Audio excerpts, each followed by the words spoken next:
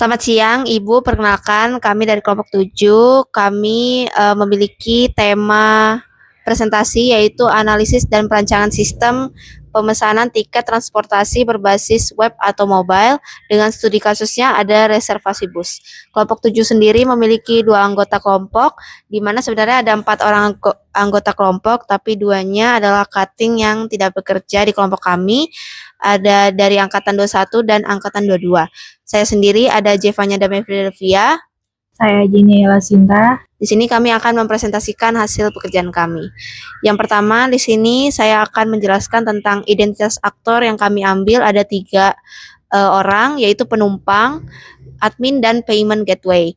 Di mana penumpang ini mencari rute, memesan tiket, dan melakukan pembayaran. Kemudian yang kedua ada admin untuk mengelola jadwal, armada, dan memvalidasi laporan. Yang ketiga ada payment gateway, memproses verifikasi pembayaran secara otomatis. Kemudian di sini kami memiliki latar belakang masalah dari program ini adalah sistem konvensionalnya, keterbatasan informasi, dan masalah operasionalnya. Untuk sistem konvensionalnya, pembelian tiket ini di loket fisik sering terjadi menimbulkan antrean yang panjang dan ketidakpastian ketersediaan kursi. Untuk yang kedua ada keterbatasan informasi, yaitu calon penumpang sulit mendapatkan jadwal akurat dan fasilitas bus secara real time.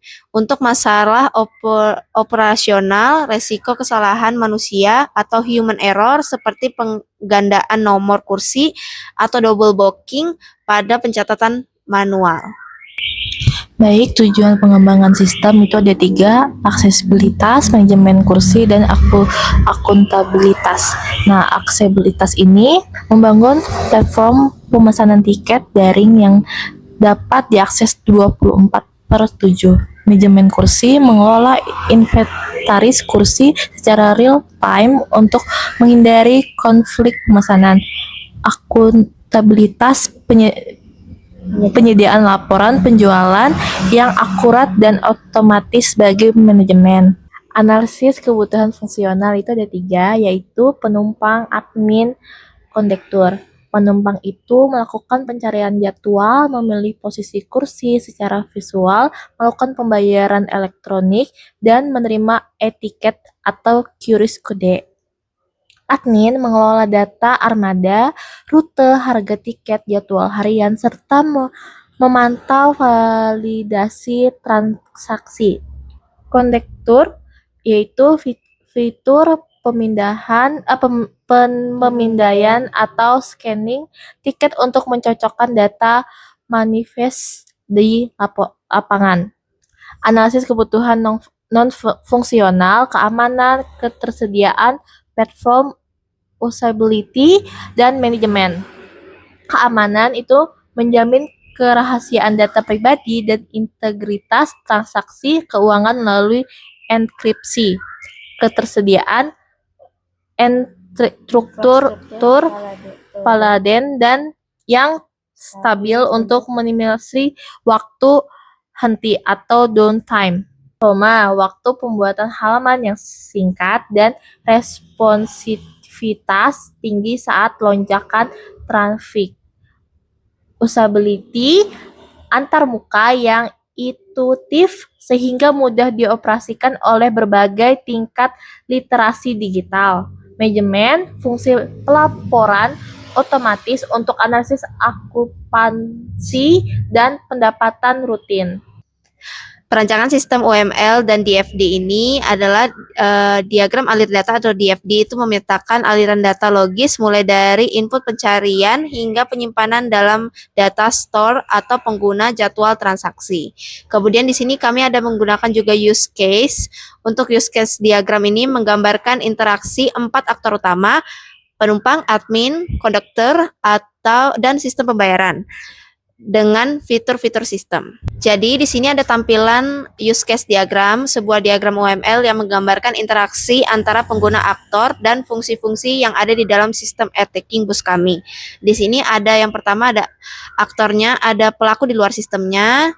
Di dalam diagram ini terdapat 4 aktor utama. Kami di sini ada 3 gambar saja, yaitu customer atau penumpang, admin atau manajer, dan driver kondektur. Nah, untuk customer sendiri ini pengguna akhir yang menggunakan aplikasi untuk kebutuhan perjalanan. Kalau untuk admin sendiri, pengelola operasional yang memastikan data bus dan jadwal selalu diperbarui. Driver atau kondektur itu petugas lapangan yang berinteraksi dengan sistem untuk validasi penumpang. Use case adalah fungsi di dalam sistemnya. Jadi bentuk oval di dalam kotak itu mewakili fitur atau fungsi yang bisa dilakukan. Jadi interaksi customer itu ada login atau register, akses masuk ke akun pribadinya, search bus atau schedule, kemudian select seat-nya, make payment, dan view download etiket.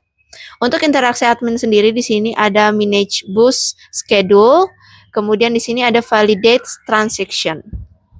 Kemudian di sini ada interaksi driver atau kondekturnya, yaitu verify tiket, scan QR, dan view passenger manifest. Oke, kemudian di sini kita akan masuk ke dalam alur aktivitas pemesanan. Di sini alur aktivitasnya ada pencarian penumpang, memasukkan rute dan tanggal untuk melihat daftar jadwal. Kemudian yang kedua ada seleksi, memilih armada dan menentukan kursi yang masih kosong pada denah visual. Kemudian yang ketiga ada input data, mengisi formulir identitas penumpang. Dan yang keempat ada pembayaran, menyelesaikan transaksi melalui kanal pembayaran yang terintegritas. Dan terakhir ada etiket untuk verifikasi sistem dan penerbitan tiket digital otomatis. Perancangan basis data atau ERD, identitas pelanggan, menyimpan identitas pembelian atau ID, nama, nomor HP, dan email. Identitas bus berisi informasi armada seperti plat, nomor, kapasitas, dan kelas layanan.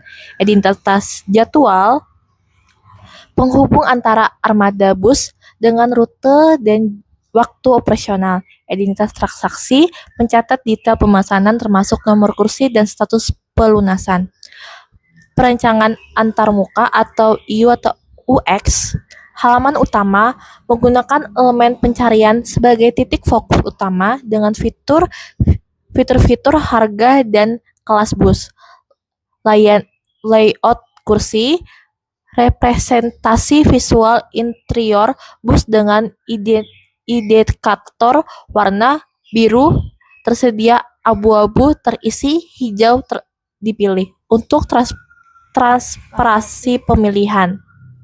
Jadi di sini kita melihat ada tampilan pencarian busnya. Di sini ada sedikit visualnya, di mana halaman hasil pencarian ini setelah penumpang memasukkan rute dan tanggal, ada header dan navigasi. Di bagian atas itu terdapat ringkasan rutenya, ada data pickernya juga untuk pemilihan tanggal. Ini memudahkan pengguna untuk menggeser hari jika ingin melihat jadwal di tanggal lain tanpa harus kembali ke menu awal. Kemudian ada card informasi armada. Di sini pilihan bus yang disajikan dalam bentuk kartu card, mungkin berisi nanti nama operator, misalnya bus Yasu atau Logos. Waktu keberangkatan juga ada juga di sini untuk memberikan kepastian estimasi durasi perjalanan. Kemudian yang ketiga ada kelas busnya, keterangan apakah itu executive class atau ekonomi. Kemudian yang terakhir ada harga tiketnya ditampilkan dengan jelas di sisi kanan untuk memudahkan perbandingan harga. Jadi di sini juga ada fitur filternya. Terdapat icon filter untuk membantu pengguna menyaring hasil berdasarkan harga termurah, keberangkatan paling pagi, dan fasilitas tertentu seperti AC atau toilet. Nah, jadi di sini kita ada memiliki visual tampilan pemilihan kursinya, ada denah interior busnya untuk interaktif seat map. Jadi fitur ini kunci untuk mengatasi masalah untuk yang double booking. Jadi ada layout visualnya. Disclaimer di sini kami menggunakan ini sedikit terinspirasi dari XX1 untuk aplikasi ini.